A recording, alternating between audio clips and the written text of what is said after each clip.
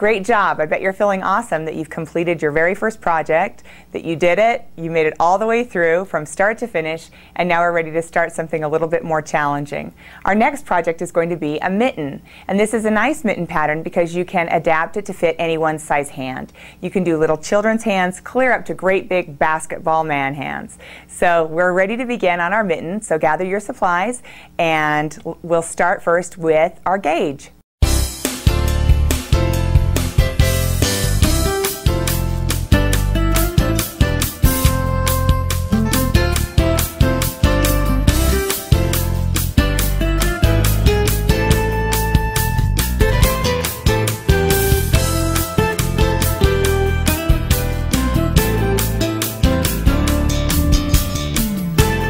At the beginning of most patterns, it'll tell you that you need to check your gauge. And what that means, if you're reading your pattern and they've asked you to do a sample piece, they want to know exactly what your tension is. And by tension, I mean that some people knit tighter and some people knit looser.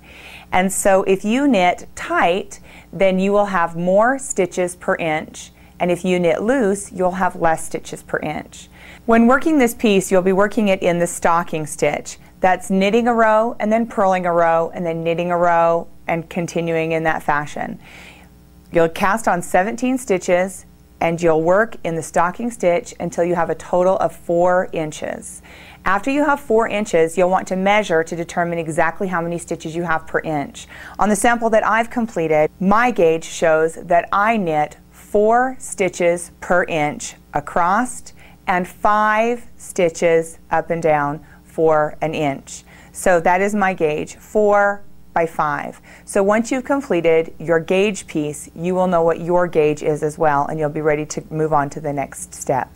So let's get ready to cast on, and we will work on our gauge piece together. We're ready to begin the gauge piece now, and in order to begin, we'll need to cast on.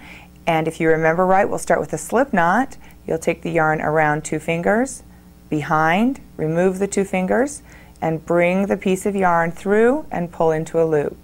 Slide it onto your needle and pull the strings tight to secure. Put your thumb and first finger to separate the threads, grasping the yarns that are hanging free with the rest of your fingers on your hand, and then begin to cast on. So you'll point at your thumb, wrap around and secure, point at your finger, wrap around and secure, pull it through, remove your thumb, and pull it tight. So now we have 2 stitches. We need to have a total of 17 stitches on our needle. So let's go ahead and cast on the rest of the stitches. Again, point, wrap and secure, point, secure, through, remove, and pull. There's 3, 4, 5, 6, 7, 8. Continue in this fashion until you have 17 stitches on your needle. Once you have 17 stitches on, you'll be ready to begin in the garter stitch. So you'll knit your first row. Remember to secure it around your little finger as you begin. Knit across the entire first row.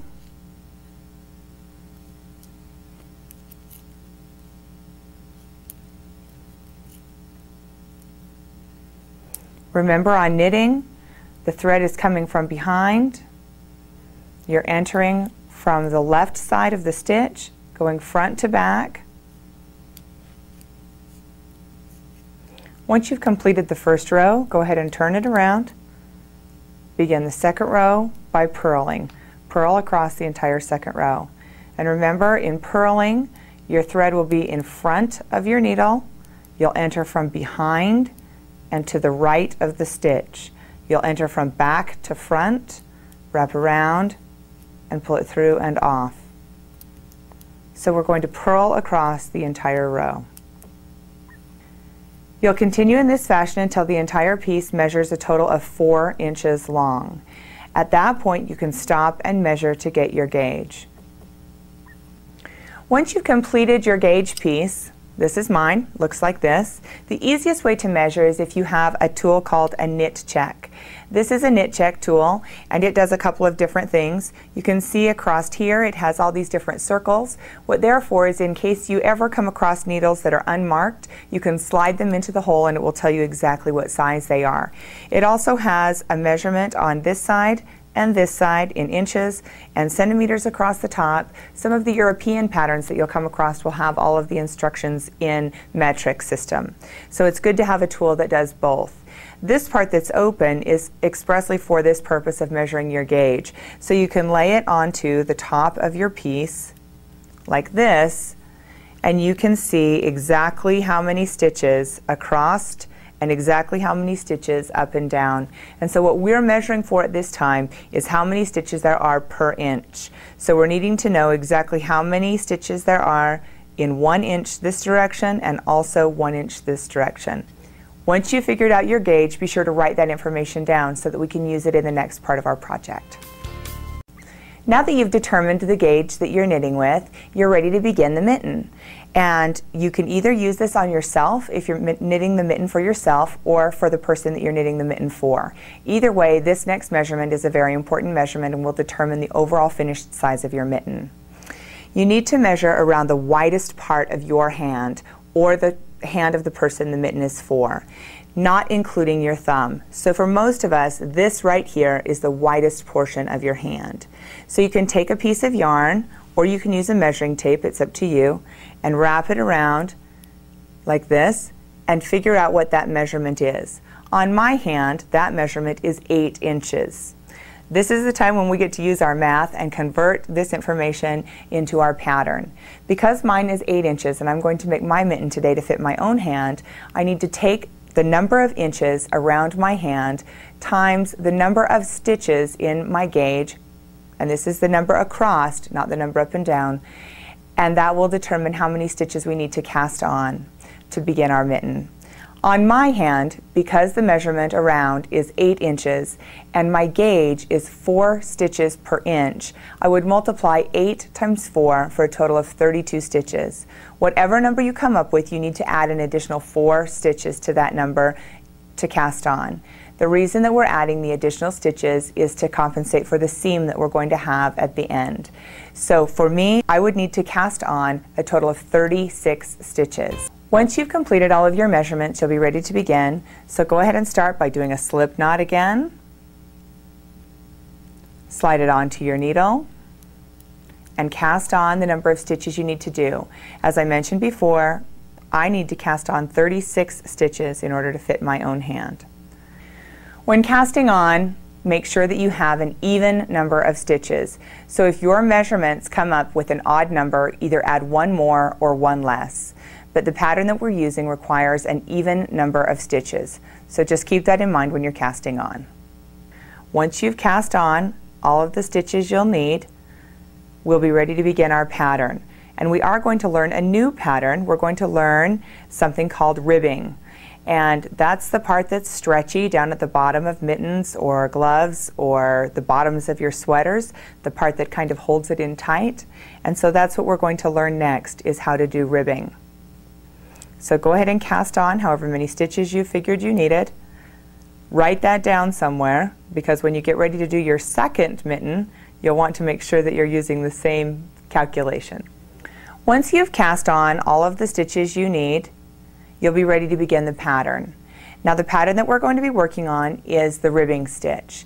Now there are different ribbing stitches you'll find in different patterns. Sometimes they'll have you knit 2 and purl 2, sometimes it will be knit 3, purl 3, knit 1, purl 2, something like that. The general rule with ribbing is that you will be alternating back and forth between a knit and a purl stitch.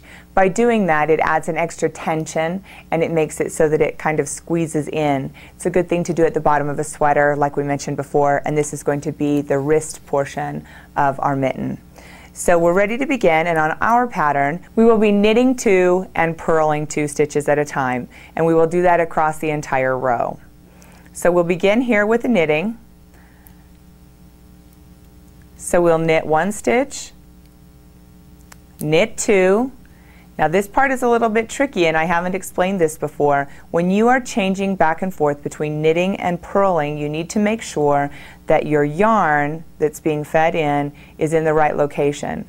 As we've discussed earlier, when you're knitting, the yarn is always coming from behind, and when you're purling, the yarn is always coming from in front.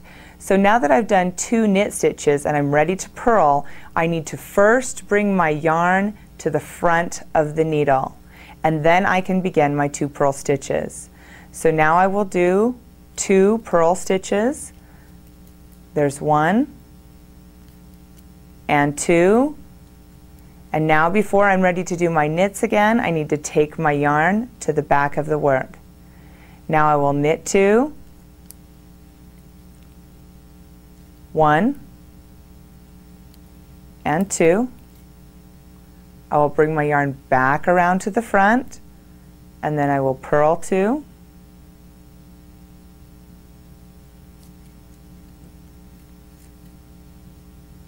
there's 1 and 2, and I will continue in this fashion all the way across the row. Now this is probably a good time to discuss the yarn that I'm using. You may notice that the yarn that I'm using today is kind of bumpy. That's because it's a textured yarn. There are lots of different yarns that are available, and a textured yarn is a little bit softer.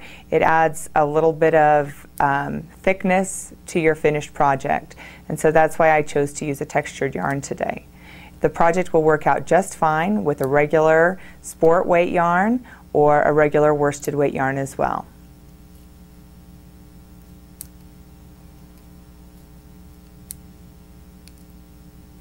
As you're working across the row, don't forget to check your yarn placement before switching from knitting to purling or back again. Otherwise, you'll be increasing or decreasing stitches. Once you've completed your first row, you'll remember that you just ended with 2 purl stitches. In order to maintain the pattern for the ribbing, if you've just purled, that means you need to begin with knits, okay? If your pattern worked out so that you ended with knit stitches, when you begin the second row, you will begin with purls.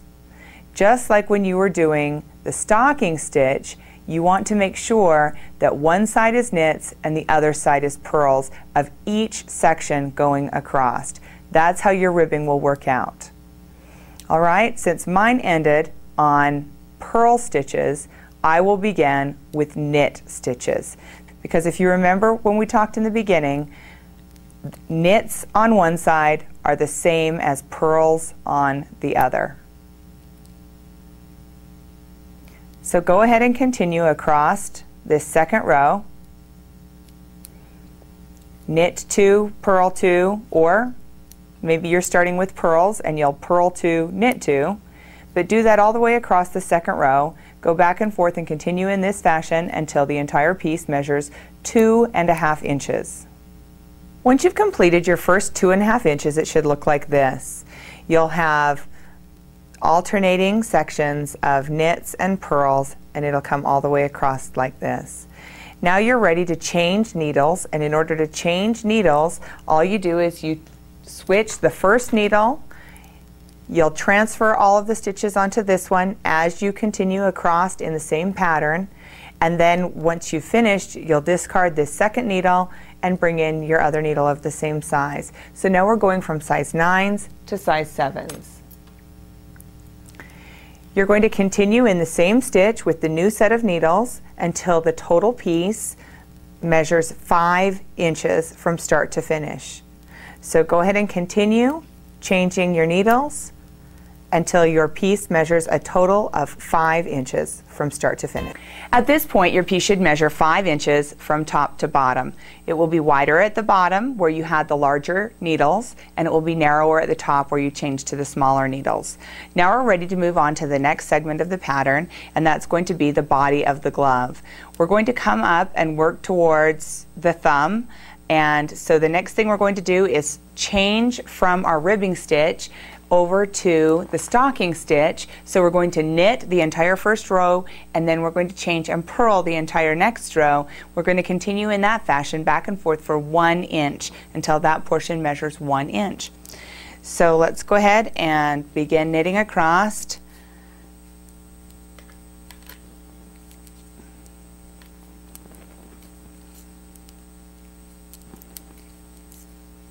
As you continue to knit across this entire row, you'll knit in the knit stitches and you'll also be knitting in the purl stitches.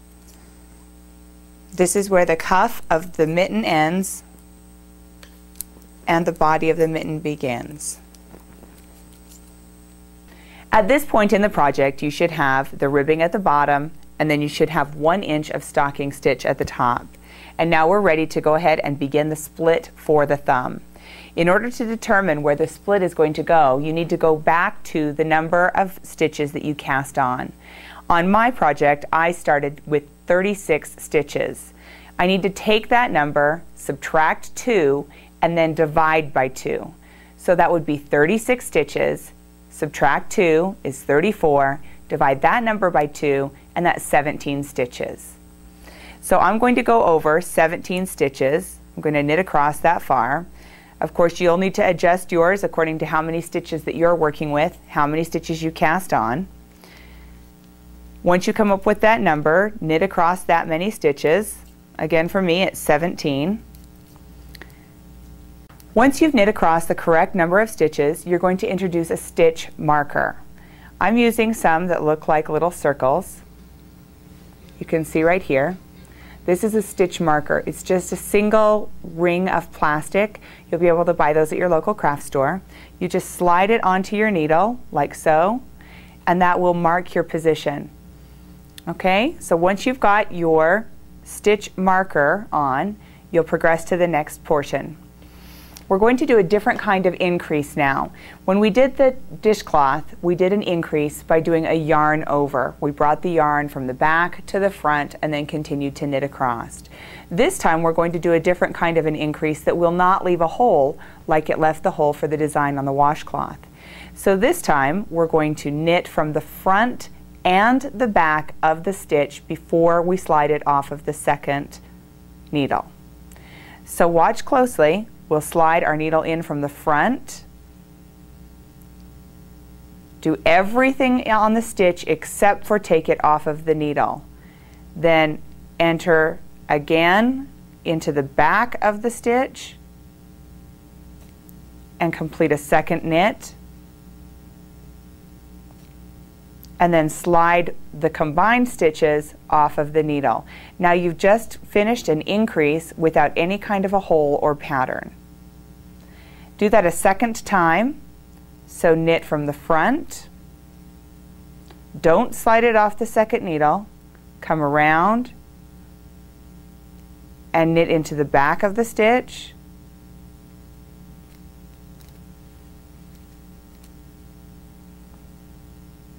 And then slide the combined stitches off of the needle.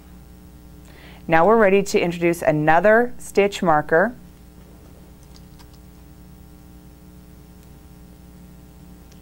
Just slide it right onto your needle again. And then continue the rest of the row with your regular knit stitch.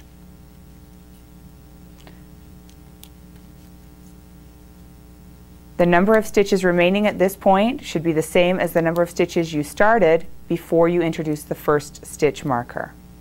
So in my case, that's 17 stitches.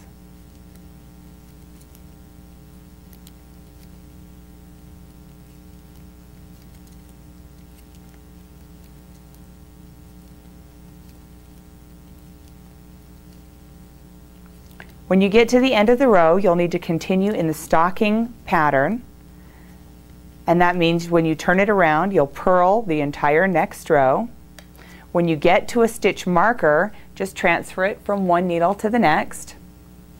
Keep it in its same location.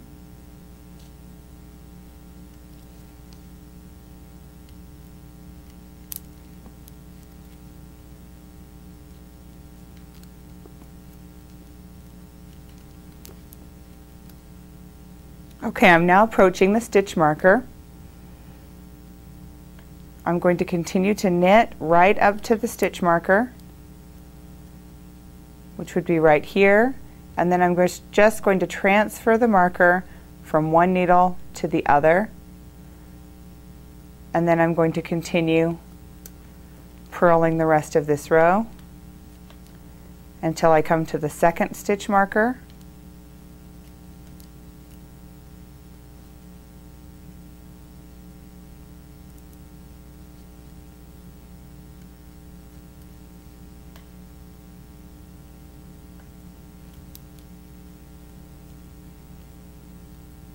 And I'm going to slide that from the first needle onto the second as well, and then just continue to the end of the row.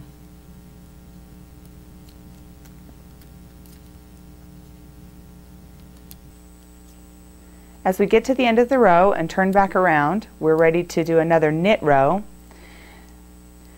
Once again, we're going to knit right up to the stitch marker, and when we get to the other side of the stitch marker with the very first stitch, we're going to increase again by knitting in the front and the back of the stitch. We'll continue to knit across the row until we get to the last stitch before the second stitch marker, and we'll do another increase there by knitting in the front and the back of the stitch, and then we'll continue to knit across the rest of the row.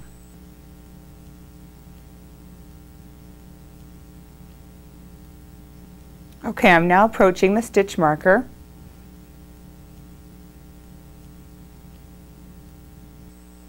I'm transferring it from one needle to the next, and on this first stitch I'm going to do an increase again. So I'm going to knit in the front of the stitch, then without taking it off the needle, I'm going to wrap around and come into the second part of the stitch, the back, and then I'll slide the combined stitches off of the needle. Then I'll continue to knit across until there's only one stitch left before the stitch marker, and then again I will increase by knitting in the front, wrapping around in the back, and then sliding that off. I'll transfer the second marker and knit across the rest of the row. You'll continue in this fashion, knitting one row and increasing on each stitch closest to the stitch marker until you have a total of 14 stitches between the two stitch markers. At this point in your piece, you should now have 14 stitches between your two stitch markers right here. This is going to be the beginning of the thumb. On the next row, you're going to come across until you hit the first stitch marker, and then we're going to introduce what's called a stitch holder. That will keep several stitches out of our way while we continue to work on the rest of the glove. The stitches that we're going to put on the stitch holder we will later use to make the thumb.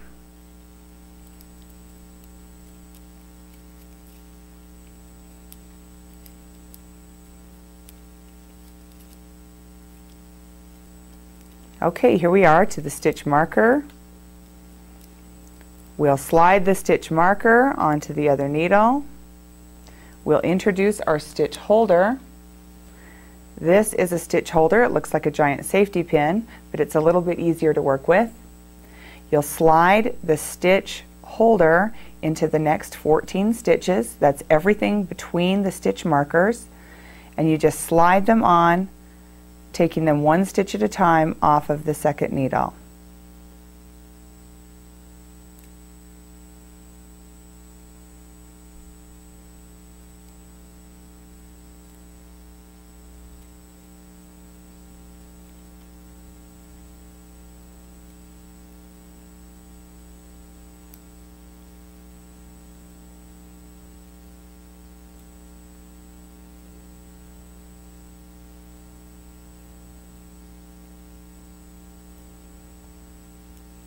Once the stitches have all been transferred, go ahead and close your stitch holder, let it fall to the front, and then continue to knit across the row.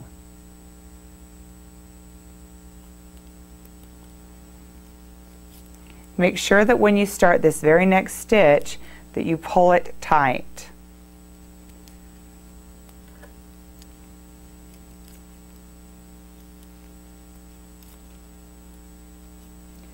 When you get to the end of this row, you're going to continue working everything that's now on the needle. You're going to ignore what is on the stitch holder and just work back and forth on the needles until the piece from the stitch holder measures an additional 4.5 inches. That will be the part where your fingers go in your mitten.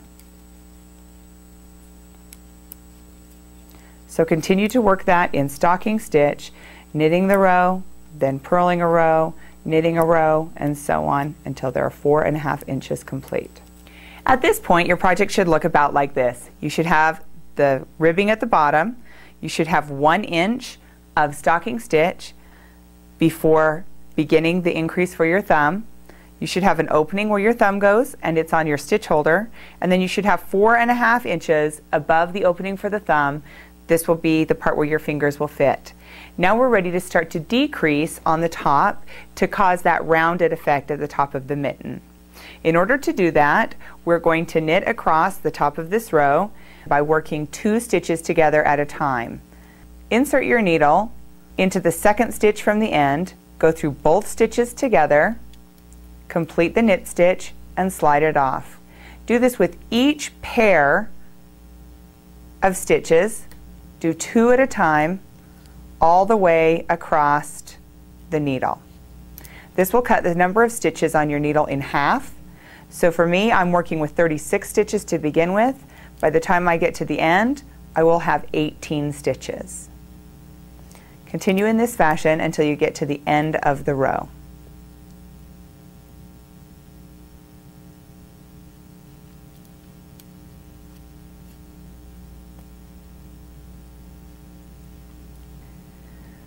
As we reach the end of this row, we're going to turn back around and we're going to purl all the way back.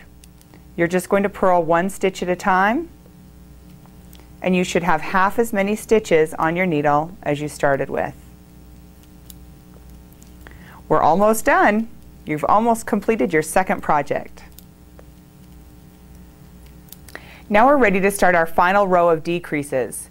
Once again, we'll knit it just as we did our last knitted row, and that's knitting 2 stitches together at a time all the way across. So again, enter through both stitches at once, knit 2 at a time across the entire row, and once again you will have cut the number of stitches in half. When you get to the end of this row, you'll turn 1 more time, purl the back side, and then we'll be ready to finish off the tip of the mitten. All right, here we are back to the front. We only have a few stitches left now, and I'm going to show you how to finish off this mitten. We're going to clip the thread, clip it quite long because we're going to use this piece to sew it up also. I've made mine about twice as long as the mitten.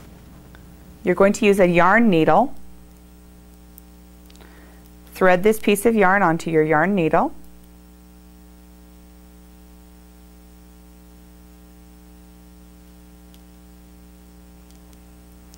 Then take this piece through, thread your needle through each stitch that's left on your remaining knitting needle.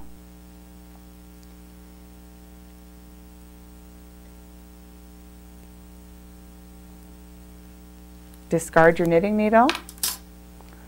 Pull the yarn all the way through. Pull it tight. And then tie it off. I'm tying mine off by grabbing onto a thread in the back, slide the needle under any thread in the back, and tie off with a knot. Just like that. Now we're going to not worry about this thread for a little bit. We're going to use it in a moment to finish seaming up the side of our glove, but in the meantime we still need to work on this thumb. So let's go back to the thumb. So we're going to transfer the stitches from the stitch holder onto a needle. This is our smaller size of the needles, and just slide your stitches just like you put them onto the stitch holder is the same way you're going to take them back off. So just slide them one at a time onto your needle.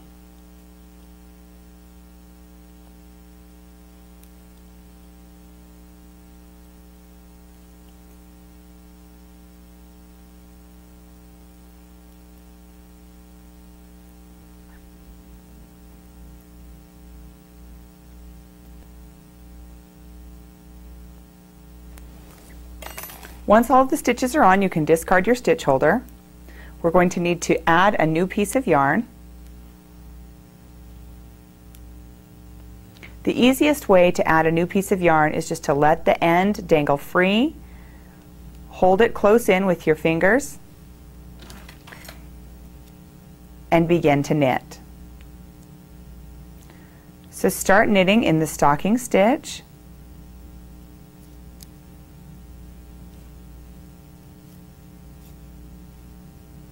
We'll work that other end in when we're finished, so don't worry about letting it hang free. Hold on to it though while you get all the way across this very first row.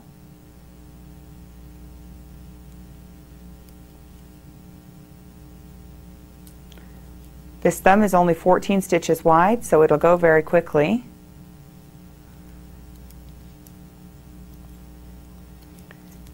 When you get to the end of the row, you'll turn and begin doing the purl stitch across.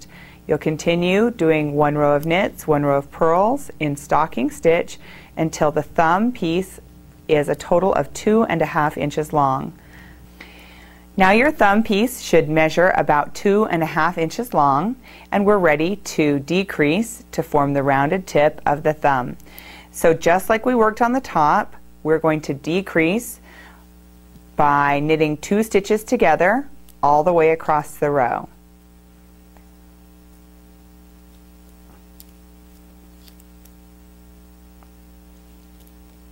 We're almost done. You've almost completed your second project.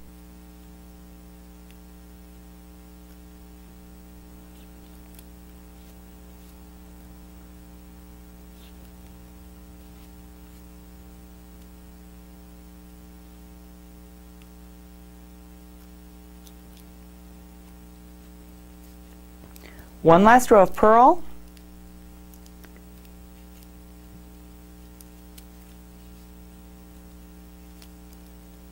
As you're purling this row, you'll see that you have half as many stitches as you started with.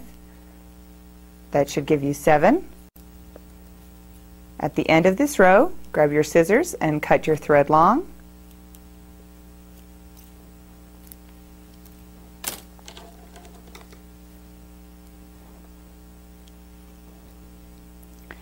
Use your yarn needle again, and we'll finish the end of this thumb just like we finished the fingertips.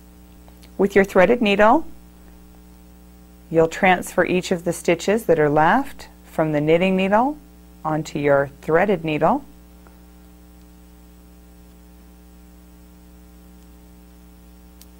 Discard your knitting needle,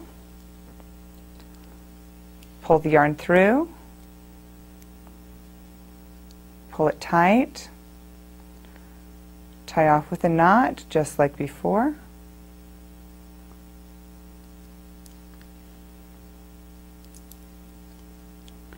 And pull just like this.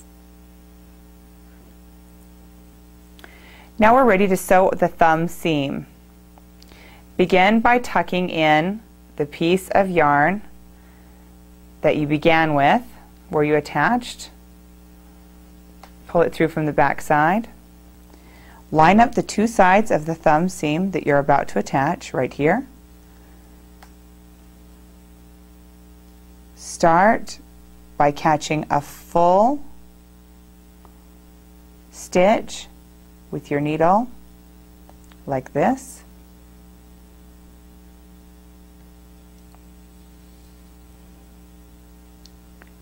Then come across to the other side, catch a full stitch again,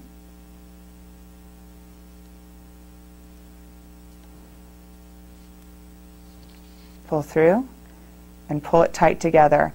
That'll cause the 2 parts of the seam to roll inward and give you a nice flat seam. Come back to the other side, go back into the hole you started with, catch another stitch,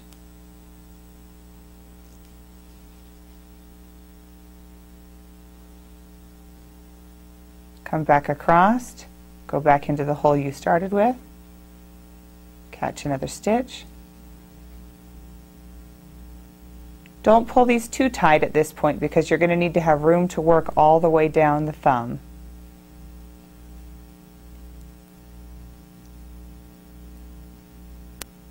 Continue to work back and forth, catching one stitch at a time.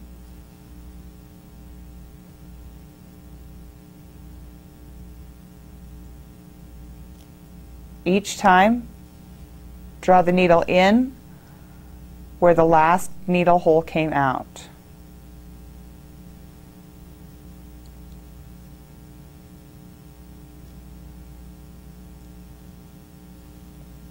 Catching only one stitch at a time will give you a nearly invisible seam.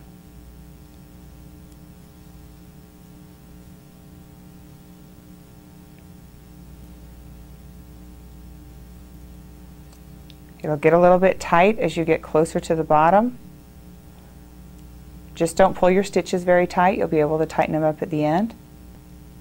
So continue back and forth until you get right up next to the part where the fingers begin. Don't get in a rush. Make sure you still are only catching one stitch at a time. At this point, you should have a nearly invisible seam right down the center of your thumb.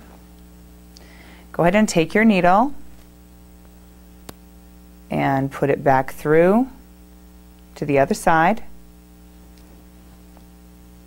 Come around here, and you had a thread that you started with. We'll tie those two off. Just do a simple square knot, so right over left, left over right. And then you can use a yarn needle to work these pieces of yarn back into your work.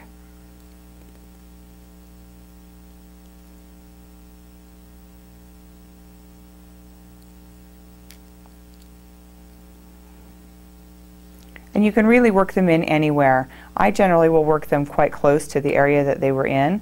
Just slide them under any loose stitches.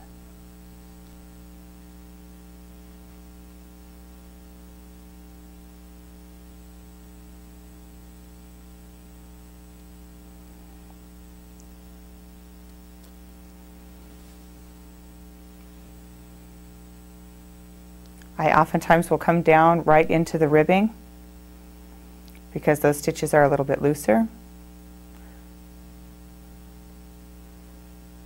And it really doesn't matter where you work these ends in as long as they do get worked in. So anywhere in the piece is fine. When you've worked in at least a couple of inches, you can trim off the excess. You'll do that with the second string as well.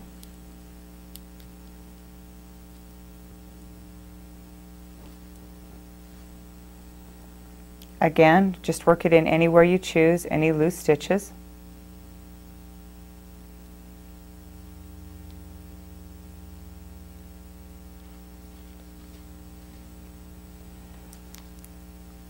And then clip the end.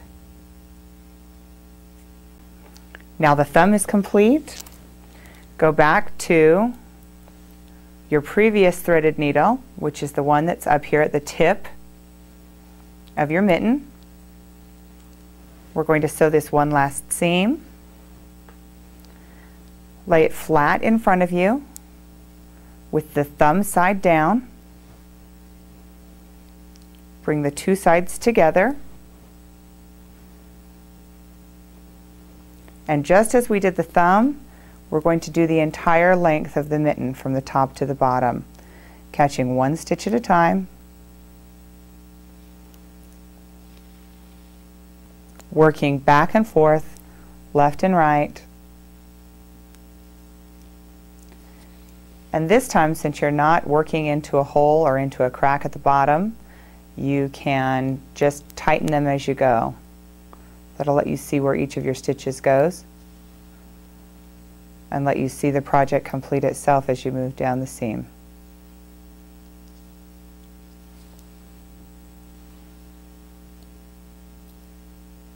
Remember to go right back into the hole that you came out of the last time you were on that side, and just take one stitch at a time.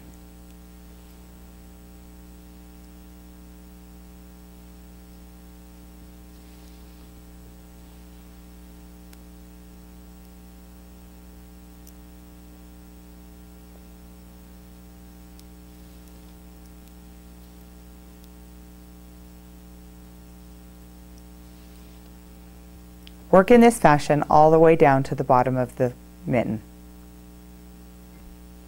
As we continue to work towards the end,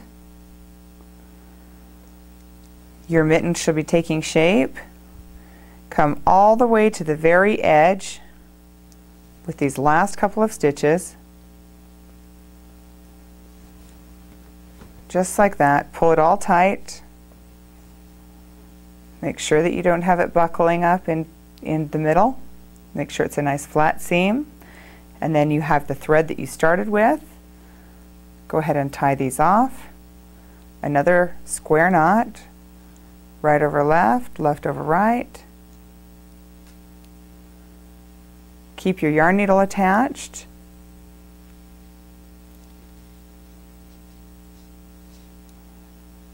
And work the end back into those loose stitches.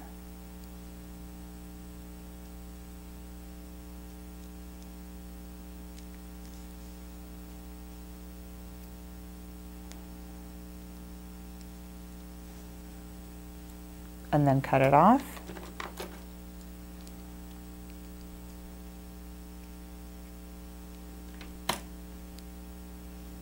Use your yarn needle one more time for the last string of yarn.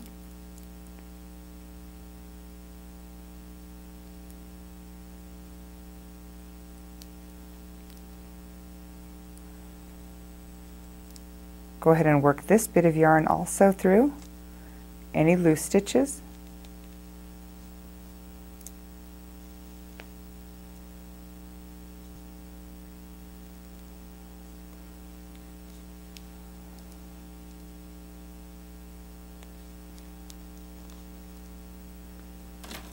Trim it off.